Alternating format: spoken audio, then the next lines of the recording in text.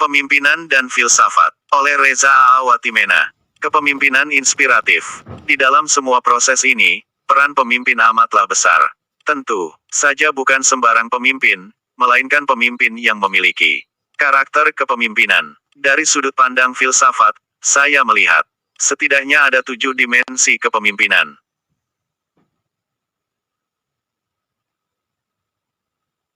Yang mesti ada, yang pertama adalah kepemimpinan yang inspiratif. Tugas utama seorang pemimpin adalah memberikan inspirasi pada orang untuk bekerja mewujudkan hal-hal hebat dengan sumber daya yang terbatas. Kata-kata dan tindakannya menjadi teladan yang memberikan harapan sekaligus semangat bagi orang-orang yang bekerja untuk maupun bersamanya. Di Indonesia banyak pemimpin tak mampu memberikan inspirasi. Kata-kata maupun tindakannya justru mematikan semangat maupun harapan orang-orang yang bekerja bersama maupun untuknya. Tak heran sulit sekali mencari produk unggul di Indonesia, baik material maupun imaterial, yang ada hanyalah warisan masa lampau, dan bukan hasil karya sekarang. Para pemimpin di Indonesia di berbagai bidang harus mulai mengasah dirinya, sehingga mampu memberikan inspirasi pada orang-orang sekitarnya. Kata-kata, pikiran, maupun tindakannya harus menjadi contoh yang membuat orang-orang sekitarnya ingin berubah menjadi lebih baik. Tanpa kemampuan memberikan inspirasi, seorang pemimpin tidak layak disebut sebagai pemimpin. Ia hanya seorang administrator. Pemimpin visioner. Seorang pemimpin juga perlu untuk memiliki visi ke depan. Ia perlu menggunakan imajinasinya, guna membayangkan apa yang ingin ia capai di masa depan bersama dengan organisasinya. Organisasi itu sendiri memiliki beragam bentuk, mulai dari keluarga, RT, RW, kecamatan, universitas, kantor, rumah sakit, dan bahkan tingkat negara. Di Indonesia kita amat sulit menemukan seorang pemimpin yang visioner. Yang banyak ditemukan adalah pemimpin oportunis yang berusaha meraup keuntungan pribadi. Ketika ia menjabat sebagai pemimpin di berbagai organisasi, visi organisasi tidak dipikirkan, sehingga organisasi itu hanya berjalan di tempat, bahkan mundur. Di dalam soal kinerja, tak heran, banyak organisasi, termasuk pada level nasional, tidak berjalan sebagaimana mestinya. Para pemimpin di Indonesia harus ingat bahwa mereka harus mampu membayangkan arah dari berbagai organisasi yang mereka pimpin. Bayangan itulah visi ke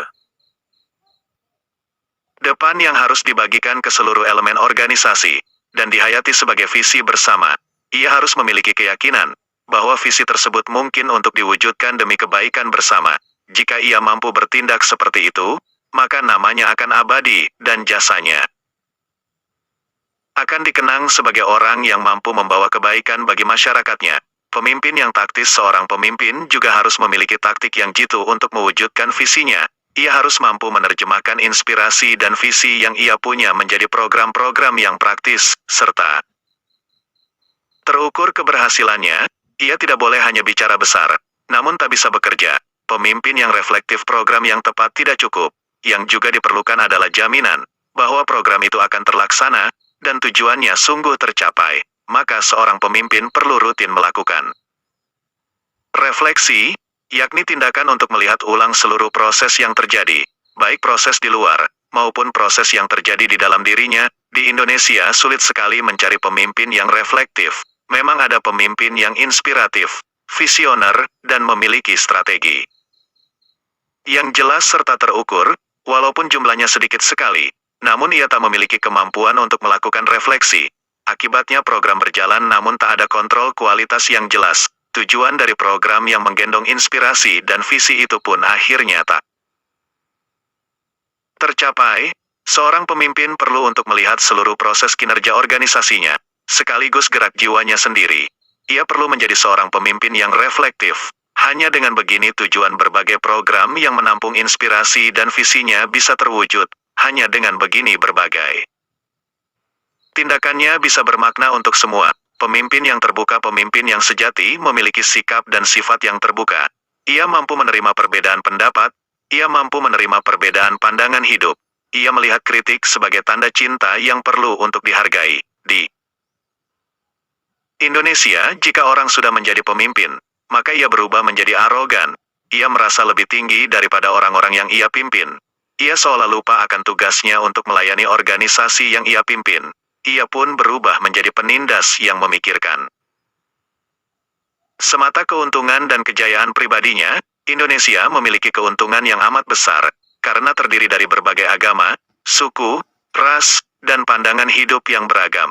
Para pemimpin harus melihat keberagaman itu sebagai potensi untuk menciptakan kemajuan serta kesejahteraan bersama.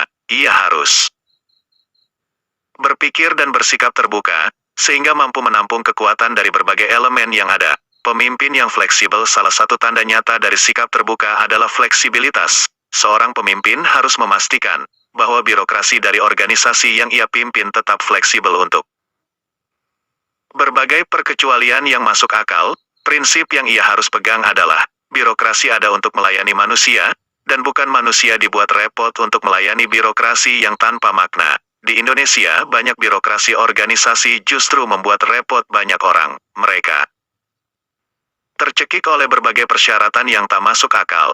Walaupun pemimpinnya hebat, namun bila birokrasinya justru mencekik orang, maka semuanya jadi terasa percuma. Tujuan organisasi pun akhirnya menjadi tak terlaksana. Maka sekali perlu ditegaskan, bahwa birokrasi ada untuk melayani manusia. Para pemimpin perlu untuk memastikan, bahwa hal inilah yang terjadi, bukan sebaliknya. Birokrasi perlu untuk mencapai standar kemasukakalan, dan tak boleh terjebak pada pola berpikir, karena peraturannya begitu. Karya kita semua hal di atas akan membawa organisasi menghasilkan karya yang bermutu, baik itu karya material, pengetahuan, maupun jasa. Puncak dari kepemimpinan adalah karya yang bisa dibanggakan. Karya tersebut tidak hanya berguna, tetapi, mengutip Steve Jobs, membuat hati orang bernyanyi. Di Indonesia setelah 60 tahun lebih merdeka, tidak ada karya yang bisa dibanggakan. Pembangunan hanya terpusat di kota, sementara di desa dan berbagai kota kecil terbengkalai. Kota-kota besar pun menjadi bengkak dan tak lagi bisa dikendalikan. Dalam konteks penelitian, teknologi, maupun pengetahuan, bangsa kita hanya bisa mengikuti kemajuan yang telah dibuat oleh bangsa-bangsa lain. Sudah waktunya bangsa kita menghasilkan karya yang berguna, dan membuat hati setiap orang bernyanyi. Kuncinya adalah kepemimpinan yang kuat. Di dalam proses membentuk para pemimpin, filsafat sebagai ilmu yang mengedepankan sikap rasional, kritis, serta pembentukan karakter yang kuat menjadi kunci yang amat penting. Hai para pemimpin di seluruh Indonesia, berhentilah berdoa, berhentilah bersikap moralis munafik, berhentilah bermimpi, mulailah belajar filsafat secara sungguh-sungguh, dan mulailah untuk memimpin.